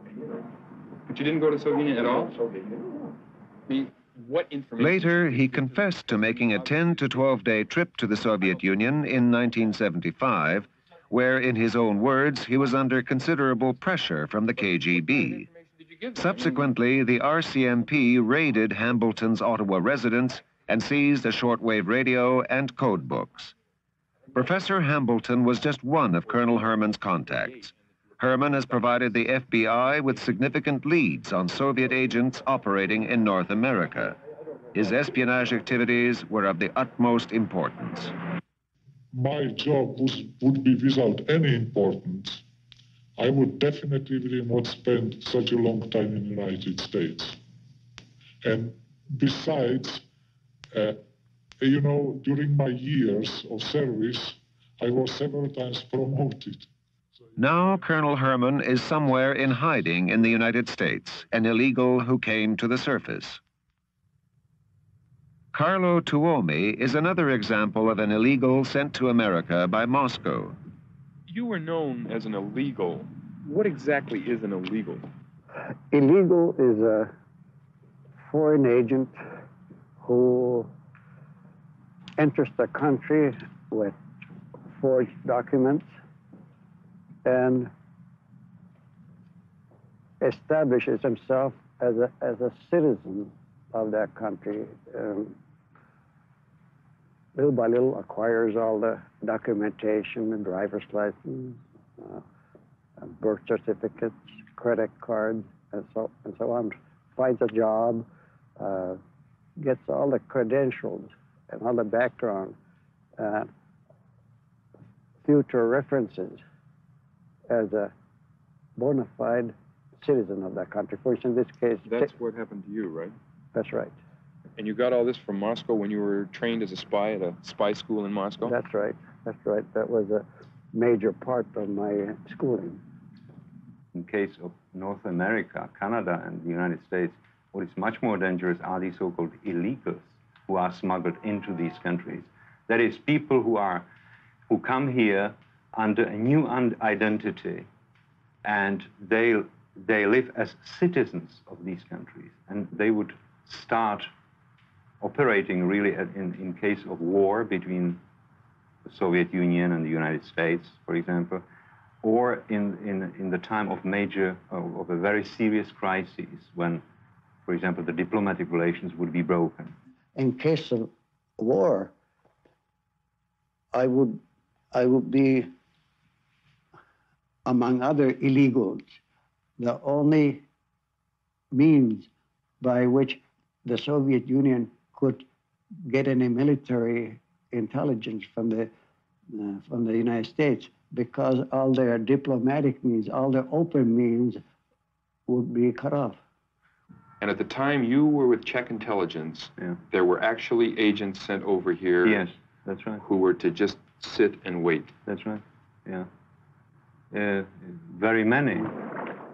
The Soviets use many routes to secretly place their illegals. The Soviet fishing fleets, which regularly stop at North American ports, have often provided the KGB with a secure means of landing their spies. Boris Stern was a photojournalist with the Soviet fishing fleet and recalls an incident he once witnessed. One time, we left a man in St. John's, Newfoundland. He had been kept in hiding on my boat. I thought, the other people on our boat thought, he was an illegal being dropped into Canada. You believe that this was a case of dropping a spy off in Canada? Yes. Within the KGB, there is another department which controls illegals. Department V conducts what are known within the KGB by the macabre description wet affairs, assassinations, sabotage, and other violent acts. It is the department that takes care of the dirty work of the KGB. Until he defected to the West, Arkady Shevchenko was the senior Soviet at the UN. That has been the department which operates in the secret, which is even unbelievable for the Soviet secret society.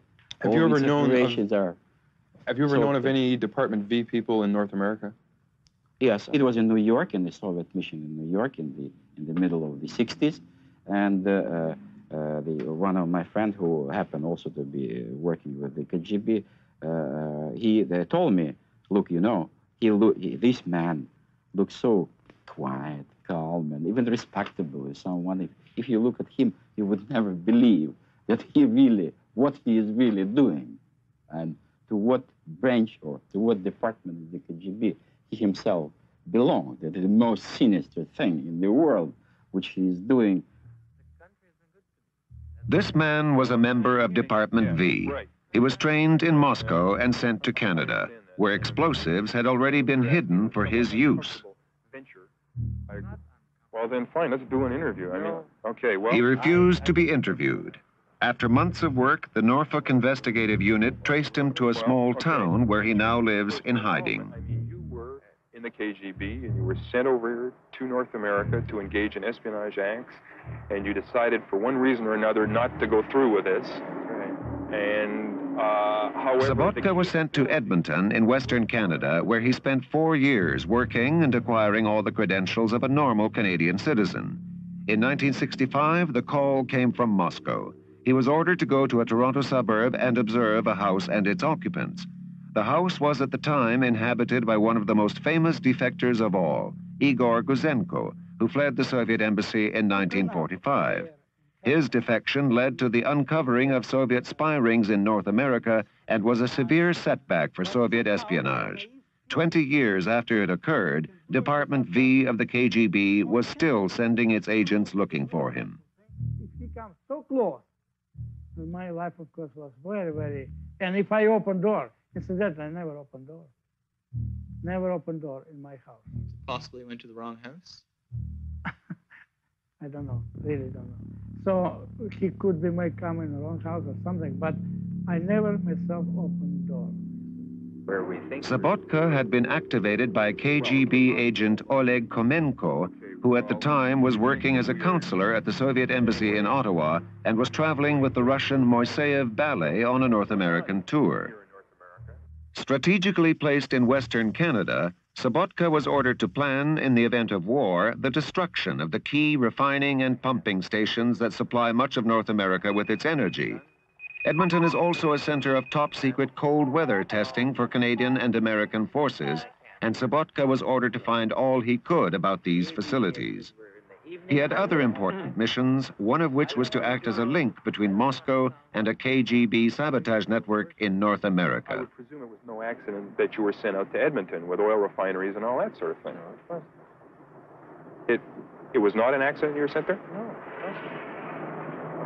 And I would presume that They had their plans on that I must really go.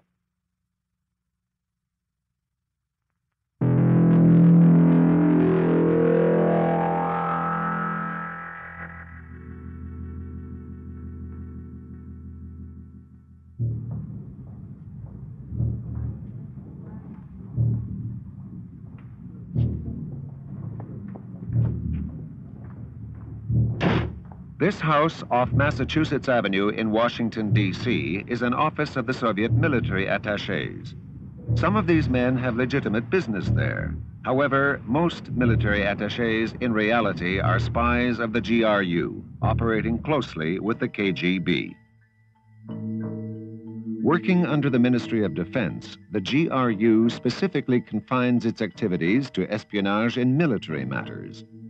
The first chief directorate of the KGB, however, has ultimate authority over the GRU espionage networks. During World War II, Carlo Tuomi was recruited into the Soviet military intelligence. He was born in Michigan of Finnish parents who left America and went to the Soviet Union while he was still a boy. His boyhood knowledge of America made him a natural candidate to become a Soviet spy sent back to the U.S. as an illegal. I was trained to collect military information about the United States Armed Forces with special emphasis on naval affairs and shipment of arms, locations of docks and warehouses, specifically in the harbor of New York, where these arms were being stored and handled, and from where they being shipped to foreign countries. In other words, you were a spy. That's true. I studied the United States in general, the geography, economy, government, armed forces. The woman who was my English instructor had been born in Brooklyn, was a graduate of Columbia University, had an excellent command of modern American English. What about the American culture? I mean, how were you trained so that you would feel at home in America once you got there from Moscow? Well, the basic way of getting me into touch with American reality and culture was by showing American movies. From movies, you can learn quite a bit how people behave, how they dress, how they talk. And so that's a very important way to train an agent who is to operate in that particular country. One of the agents, he was not an instructor, but he was a more administrative personnel. He took me to a storehouse which looked like really like an American clothing store, where they picked the clothing the right size. Well, the suits and overcoat had to be adjusted. Were these American clothes that were shipped Yeah, over to the Soviet Union? They were American clothes. A lot of them were from Macy's. I entered the United States by train. I took a train from Montreal to Chicago. So Canada was used as a stepping ground to enter the United States. Is Canada a usual way that the Soviets put spies in the United States? It is considered the easiest way. Soviet agents in the U.S. went to great lengths to create what is called his legend or his cover story. This legend, for the later years where I was employed, especially in New York and in Milwaukee, the Soviet diplomatic intelligence agents had done a lot of groundwork. They had studied these different places. They took pictures from the outside. They had even some pictures taken inside of these places. In Moscow, Tuomi was shown these photographs of a lumber company in the Bronx where he was supposed to have worked, and of a General Electric plant where he was also supposed to have been employed. They have been taken by Soviet diplomatic personnel, in most cases working for the UN. Instructions for me originated in Moscow and were sent in coded form to Soviet intelligence agents who were posing as UN diplomats. And they were processed by these diplomat spies and then sent to me by letter with a New York postmark. Did you ever get money from Soviet officials working with or for the UN? Definitely. They left the drops, magnetic containers like this. I usually received $3,000 at a time. It was always in advance. Once I received $5,400, which was in advance. This container. How was that container used? Well, the top of the container is magnetized, and then it is left at a predetermined place, which is called a drop, under a railroad bridge, under an elevated, inside a support of a bridge or something, and it was never lost. This was a very reliable gadget. And this was used all over New York City? Or in Yes. places in New York City? Yes, I had 4 different drops. As this FBI photo shows, Tuomi met with his Soviet handler, Alexei Galkin. He then took a cover job at Tiffany's Jewelers in New York. Beneath this subway bridge in the Bronx was one of the drop points he had for messages. Another was the Hudson River train line. Another was under this railroad bridge in Queens at 69th Street. Another on this telephone pole in Yonkers. Once he was well established, Tuomi was ordered to take a job where he could carry out surveillance of the docks at the port of New York.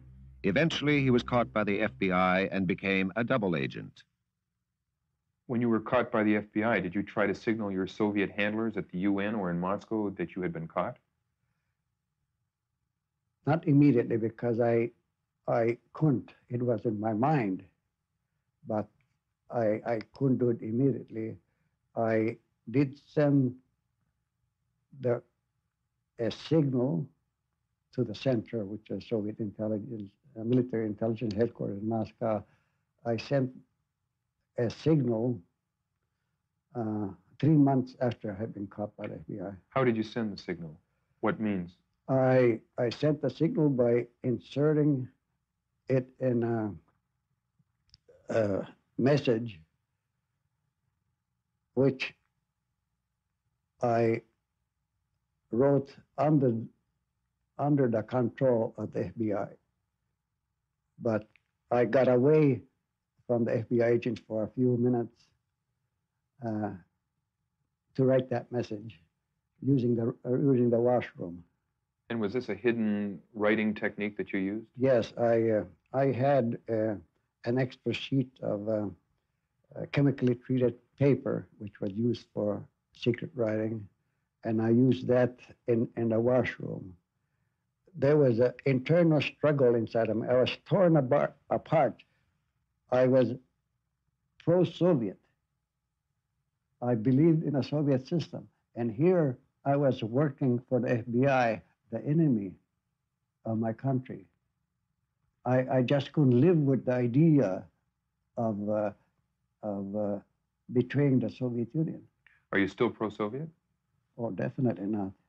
So what changed you? I don't understand how you've changed or why you've changed. That's a very long process, something that doesn't happen overnight. This is the KGB Blue Book, where Tuomi is listed under his Soviet name. In it, he is named as an enemy of the fatherland. But even a spy caught and turned finds it difficult to be parted from his country. Because of the family. Your family that you had over in the Soviet Union? Yes, I had a wife and I had 3 children. Otherwise, coming back to the United States, that's the greatest thing that ever happened to me. Have you ever heard from your former wife or your children? No, I haven't heard from them since 1963.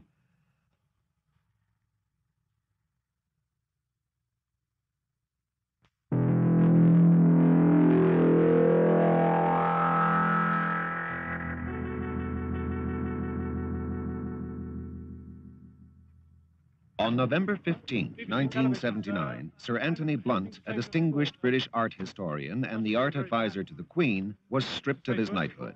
What happens now, Mr. Blunt? A shocked House of Commons had been told by the Prime Minister, Mrs. Thatcher, that Blunt had been a Soviet agent. While at Cambridge University in the 30s, he acted as a talent spotter for the Soviets, and later, while a member of British intelligence, he continued to pass information to the Russians. By remaining silent about his friends involved in spying, he was directly responsible for exposing British agents and operations.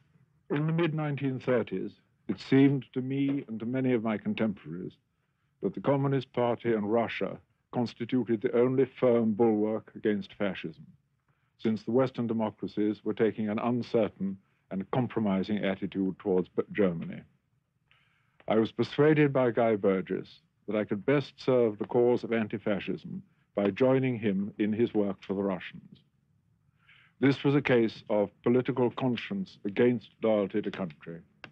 I chose conscience.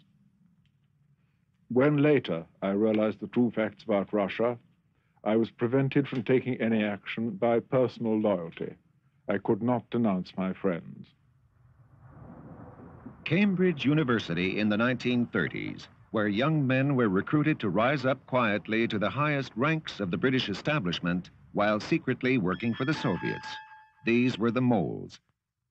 The most notorious was Kim Philby, who rose to be a senior officer in MI6, the British intelligence agency. As liaison officer with the CIA, Philby was well placed to relay vital Western secrets to the Soviets. Since 1963, Philby has lived in Moscow and is a colonel in the KGB. His tip-offs were to cost many Western agents their lives.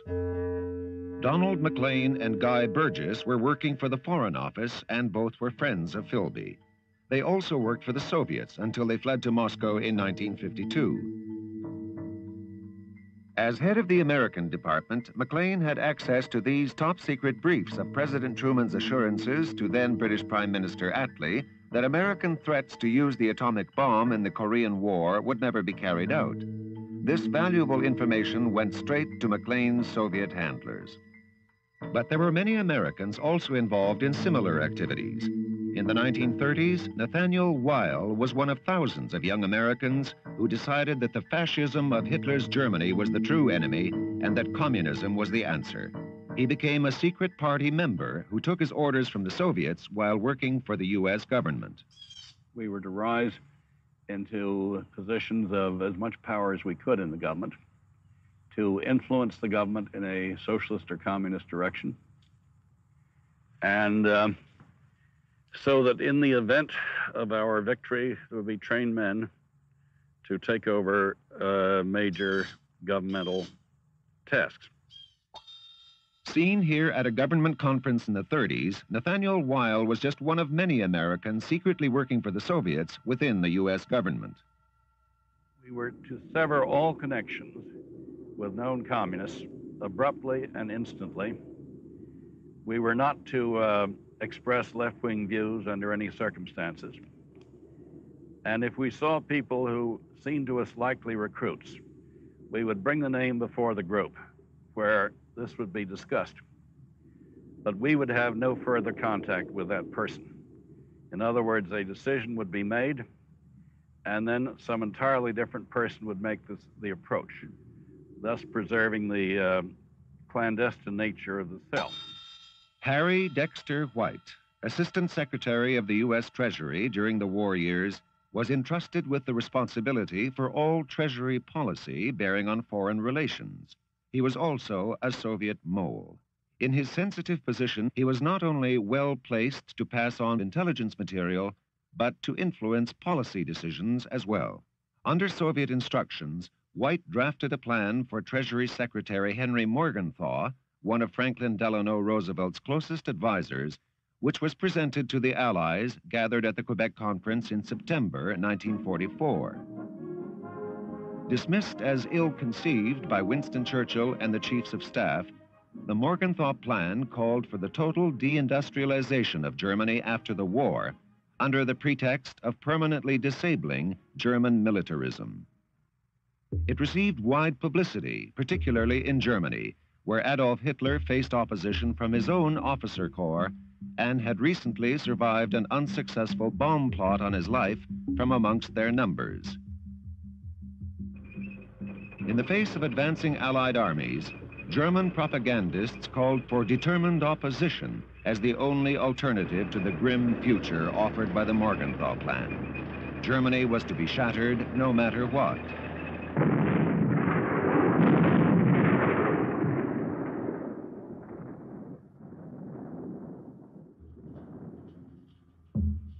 An early end to the war would have interfered with the Soviets' plans.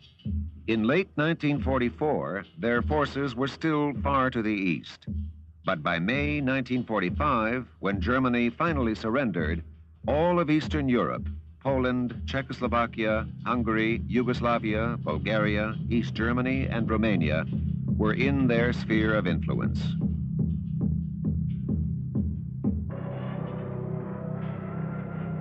Harry Dexter White's influence on behalf of the Soviets was not restricted to the European theater of battle.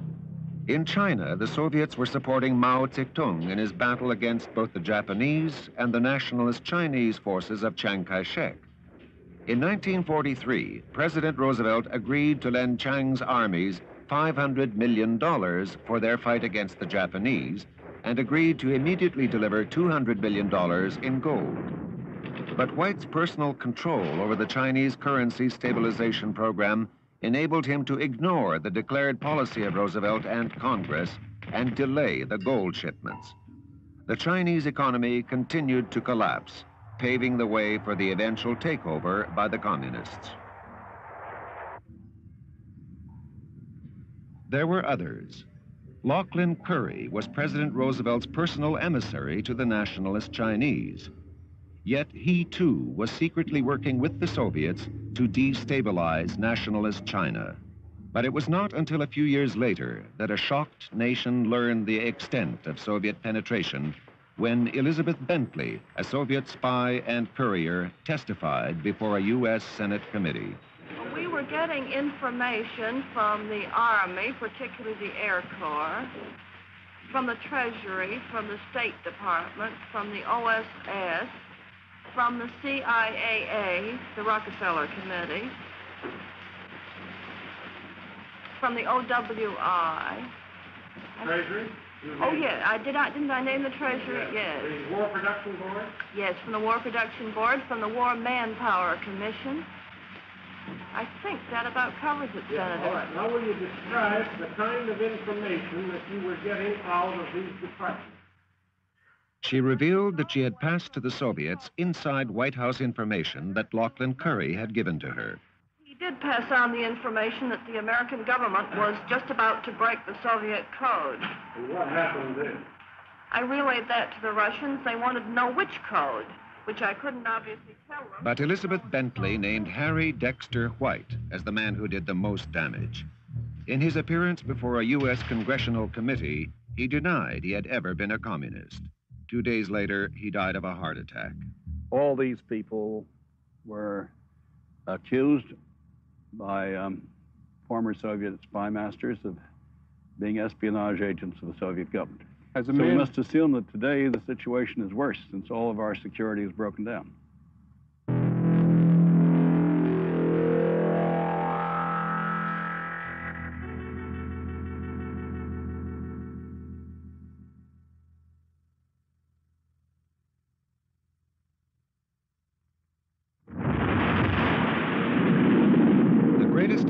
Soviet espionage was the operation to acquire the information needed to build the atomic bomb.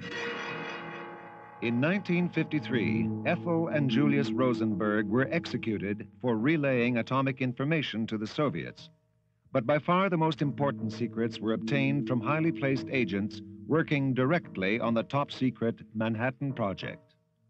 British diplomat Donald Maclean photographed classified documents at Atomic Energy headquarters for the Russians. Klaus Fuchs, a German scientist, infiltrated the Manhattan Project in Los Alamos, New Mexico. These two were the key operatives passing the latest developments to the Soviets. Fuchs served less than 10 years in a British jail and left for a hero's welcome and a top scientific post in East Germany. Scientific espionage is a critical area of operations for the KGB. Department T uses business fronts, trade delegations, and exchange programs as covers to acquire America's scientific and industrial knowledge. Many American campuses are host to large numbers of Soviet scientists. The universities are often the site of secret scientific research in areas of industrial and military significance. For 10 years, Professor Robert Burns of Indiana University ran the academic exchange program between the Soviet Union and the United States. Well, for what purposes have Soviets been in this country? Well, very clearly to get access to American science and technology. Very often to get access to particular fields in which they are especially weak. One of my colleagues in the 60s made a study of Kosygin speech, identifying their shortcomings, and a list of Soviet scholars who came to the United States in the next few years. The list dovetailed perfectly. This year, the Soviets tried to send 19 people in very highly classified fields in order to get around the restrictions that we placed on exporting equipment after the invasion of Afghanistan. An examination of the list of U.S. scholars in the Soviet Union is revealing. It shows without exception that the topics studied are all in the humanities: history, literature, and the arts. The Soviets do not allow us to study the 20th century. In all of the 22 years of the exchange programs, we have not sent anyone to the Soviet Union to study the things in which many Americans are most interested. But the Soviets studying in the U.S. are enrolled in virtually every strategically important area of research being carried out: lasers, microcircuitry, and ceramics. All subjects that have applications to spacecraft, missiles, and weapons aimed at the United States. But while the Soviet scholars are welcomed with academic courtesy in North America, the same is not true of Western scholars in the Soviet Union. I made a study of the exchanges from 1958 through 1975, and something like 20% of the American participants in the major program were affected by the KGB in one way or another, obviously followed, in some cases harassed and intimidated, in a few cases seduced and put under pressures to provide information about fellow students or about American embassy officials. One victim of the KGB's manipulation of exchange programs was Canadian professor Johann Königstein, targeted because of his expertise with laser technology. Department T of the KGB often works closely with the GRU, Soviet military intelligence, whose objective is to acquire military technology. While visiting the Soviet Union, Professor Königstein was involved with a female operative of the KGB, Galina Nusinova. Returning to Ottawa, he met with Yuri Usati of the GRU, who convinced him to take a laser along on his next visit without filing the proper export authorization forms. Because, in my opinion, it was like taking a book with me or something like that. Because if you took it well, over, it was, of because course, why did you take it over? Well, to do these experiments. They had to be done. I didn't want to do all that routine kind of research. Not all technology is gained by academic exchanges. Many North American companies are approached on a commercial basis by the KGB. HEICO, a Vancouver firm, built the Pisces, the most advanced deep-sea submersible in the world. As the Soviets lagged far behind the West in deep-sea technology, they were anxious to obtain the submersible, so HEICO was approached by a KGB agent named Segalovich working for Department T. But HEICO was forbidden to export its product to the Soviet Union because the Pisces utilized secret welding techniques used on U.S. atomic submarines. In order to avoid the export ban, the submersible was sent part by part to Switzerland, where it was assembled and tested off the coast of Italy. It was then sent to the Soviet Union, giving them instant parity with the West. Department T of the KGB often devises intricate schemes using third-party nationals to act as middlemen to illegally avoid export bans placed on strategic technology. Peter Virag, a Montreal lawyer, recently entered into an export deal involving sophisticated computer equipment. Aware the equipment would require special export licenses if destined for other countries, Virag arranged for the equipment to be initially exported to Canada. He then illegally re-exported the computer equipment to European centers, where his partner sent it on to final destinations behind the Iron Curtain. This man, Marc-André de Geiter, is a Belgian with business ties in the Soviet Union. Through bribery, he tried to obtain a computer source code valuable to the Soviet military because it simplifies computer operations, thus reducing the size of the computer required. But the transfer of American technology to the Soviets is not only accomplished by the subterfuges of the KGB. Much of it is done openly, for as Lenin had predicted, when the time comes to hang the capitalists, they will be eager to sell us the rope. A Texas company has sold the Soviets devices known as array processors, which are now being used on Soviet killer submarines. The array processors interpret underwater signals and target the locations of other submarines. In Corona, California, the principals of Spar Optical Research Incorporated were convicted of exporting copper water-cooled mirrors to Europe for reshipment to the Soviet Union. These mirrors are essential to particle beam and laser research, and the Soviet military is now closer to achieving the ability to destroy vital communication satellites. A New England firm in 1972 sold the Soviets their product, one of the most advanced ball bearing manufacturing machines in the world. The miniature ball bearings are essential to the successful launch of multiple warheads from a single missile. Americans have also provided the Soviets with the technology critical to the guidance systems that greatly increase the accuracy of Soviet missiles. Dr. Miles Kostick is a Washington-based defense analyst. The acquisition of American inertial guidance technology, which consists of 3 different technologies, has enabled Soviets to bridge a tremendous gap in the circular error probable, namely precision of on-target delivery of their missiles. When they started, they were about 3 miles of the target, and this was not so long ago, about 8 years ago. But now the Soviet missiles are accurate to within 600 feet of American missile silos. In order to overcome this increased Soviet accuracy, the MX missile system has been proposed. It is the largest construction program in the history of mankind, with missiles on movable carriers. And that new missile, which is the MX missile system, will cost us $60 to $100 billion, strictly to offset the advantages which Soviet acquired through their scientific and industrial espionage in the United States.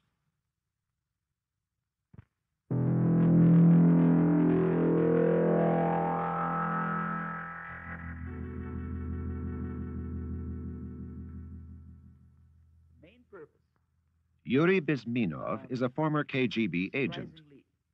Follows the statement of a very ancient Chinese philosopher, Sun Tzu, who was born 500 years BC, before Jesus Christ, who said something to the effect that fighting war on a battlefield is the most stupid and primitive way of fighting a war.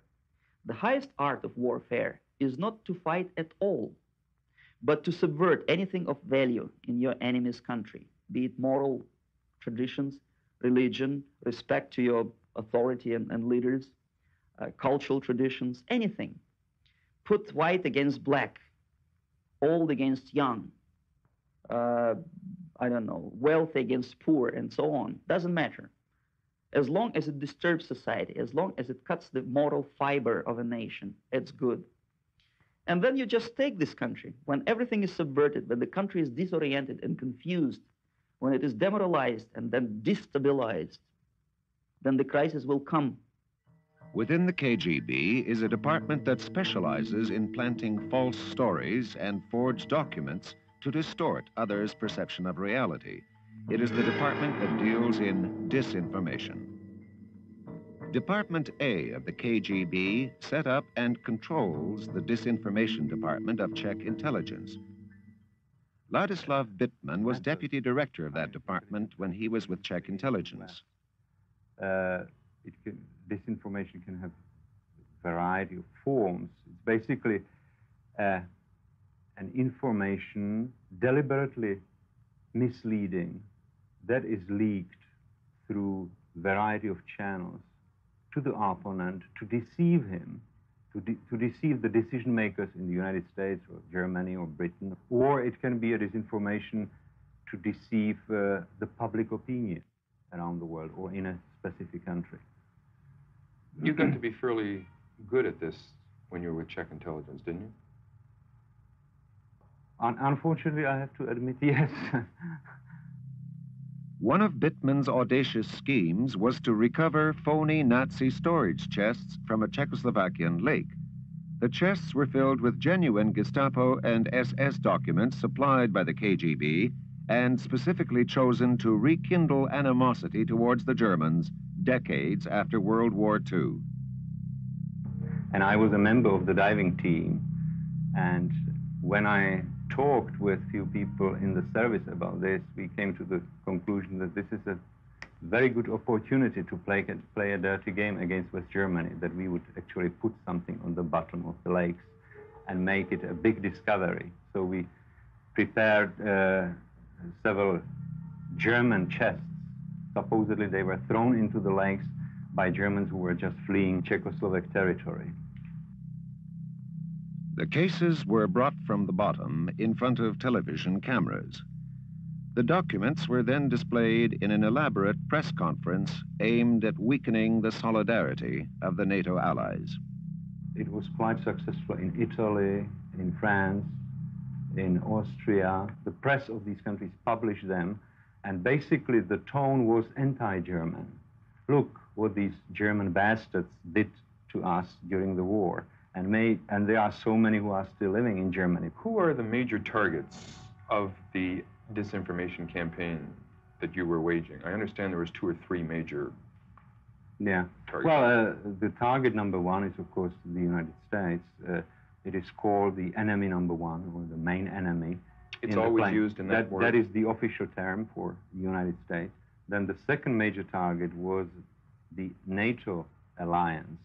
And the objective was to work toward the dissolution of NATO, with the hope that after some few years, the tension within the organization would reach such a stage, such a level that NATO would stop existing. NATO was formed in post-war Europe as a political and military alliance against the Soviets. But its most effective opposition now comes not from Soviet armies, but from Soviet disinformation, which continually attempts to turn one NATO ally against another. Each one of these papers appears to be a leaked U.S. government document, but they're all forgeries designed to sow dissension within NATO. This document made damaging remarks supposedly from former President Carter about both Greece and Turkey. This is a phony intelligence report on European left-wingers. This is a forged NATO document claiming to devise ways of getting support for the neutron bomb. A forged confidential State Department memo advocating economic espionage by America on her own allies.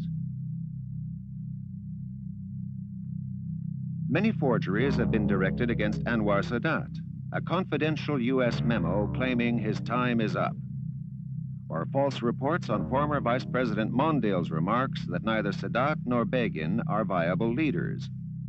There have been forgeries released to show American suppression of Islam, the religion of its oil suppliers. Yet perhaps the most successful Soviet disinformation attack was on the KGB's main competition, the CIA. It began with an agreement in the mid-60s between the East German and Czech intelligence services. The 2 disinformation departments, again under the supervision of the Soviets, decided to start a long-term operation against the CIA, making life as hard as possible for CIA. That is to label many American diplomats, politicians, cultural representatives abroad as CIA agents and paralyze their positions. Specifically in 1966, the first major operation was to prepare a book which is called Who is Who in CIA. The book, Who's Who in CIA, was the beginning of the exposés that seriously undermined American intelligence capabilities for almost a decade. So powerful was the impact of this book that its imitators, like Philip Agee's Covert Action Information Bulletin, frequently refer to it as source material, as do other major news sources. It was used as a source in this ABC nightly news television broadcast in November 1980, claiming that the Reverend Jim Jones had a secret CIA associate before the Guyana massacre. This man, Richard Dwyer, is the focal point of many of the questions surrounding the possible CIA involvement at Jonestown. He's a career diplomat who served in sensitive posts throughout the Mideast. 2 years ago, he was the deputy mission chief in Guyana. He is listed as a CIA agent in a publication that for years has specialized in such allegations. The CIA denies the accusation. But it was Ladislav Bittman who was one of the real authors of Who's Who in CIA. And although it was not published under his name, the book received exactly the attention he hoped it would. Shortly after coming to the United States, I found this book in many bookstores. I have it at home. And for example, it was quoted by the Covert Action Bulletin, or is this AG's group, the group? Yes, that's right. Philip It's Agee. one of the major sources of information about CIA man. Of course, that's ironic because that is a communist disinformation. Konstantin Hanf is a New York-based journalist for Polish-language newspapers in North America. When he decided to expose communist agents in the U.S., the long reach of the KGB influenced his life. 1976, we started a wave of exposure of Soviet and Polish communist intelligence network, especially here in New York. We exposed agents mostly working around the United Nations. What agents were these? Who were they working for? For the KGB. Any? Polish Communist Intelligence Service, which is actually nothing but an arm of KGB too. Shortly after his exposés of the KGB in New York, Hanf's stories were published in a heavily ethnic area in Winnipeg, several thousand miles to the west, by the weekly newspaper Czas, the Polish Times. In July 1978, on a day the paper had not planned to publish, a bizarre edition of the weekly was put into circulation with articles and semi-nude photos designed to offend its conservative and older readership. It was done in a very clever way, because the look of it was exactly the same as we would have printed, but some things struck us right away. For example, right on the front pages that beautifully breasted women, which we wouldn't have never put into a paper simply for different reasons, But our readers are mostly middle-aged people who would never dream of doing anything like that, Inside the paper, we have a picture of one of our correspondents in the uniform of a German Wehrmacht, and the letter supposedly written by a Jewish writer referring to our journalist, a contributor to the paper, Mr. Hanf, as a war criminal, Nazi war criminal. The funny part of it is that when the war ended, he was about 18 years old, and yet they said that he was high-ranking officer, that he has killed so many Jews and this and that, And there's another article portraying Mr. Hanf as an agent of, you take it, KGB, CIA, FBI, everything under the sun. It has become a classic case of Soviet bloc disinformation on a very personal level. The charges against Hanf were also made in a letter supposedly written by the Jewish Defense League of New York, and the letter was sent out to advertisers of the newspaper, informing them that Czas was harboring a Nazi war criminal. I am Polish from my belief and from my birth and from my persuasion, I would say, but my father was a German, so my engagement in the German army was not incidental, actually, because... How long were you in the German army, and just what did you do? I was a regular soldier. I was drafted in March of 44. March 1944? Yes, when I was 17 and a half of age. And in February of 45, I was captured by the Soviets. The accusing letter was revealed to be a forgery when the real Jewish Defense League examined this and declared it had not been written on their stationery, and also that they had never accused Mr. Hanf of any war crimes. What effect would this have had on your readership? What effect did this have on your advertisers? I mean, what was this Well, about? obviously, I think the main aim was to stop Czas being published and have the same editorial policy as it was, since Mr. Mroczkowski took over. And they wanted, I'm sure, to create panic on the board of directors so that you would fire him and get some woolly-headed fellow, which would be a little bit softer on communism. Yeah, there is a long-term plan and strategy how to frighten prominent exiles who are politically active, or organizations that are very anti-Soviet or anti-communist. And I have to admit that this is a relatively an easy thing to do. Why? Because most exiles, most refugees or immigrants have some kind of relations with the mother country, with the people, with the relatives there. And they they can be even blackmailed, because imagine that you have a mother there and somebody comes and says, so if you don't cooperate, or if you continue speaking against us, your mother will have a very tough life, my dear friend.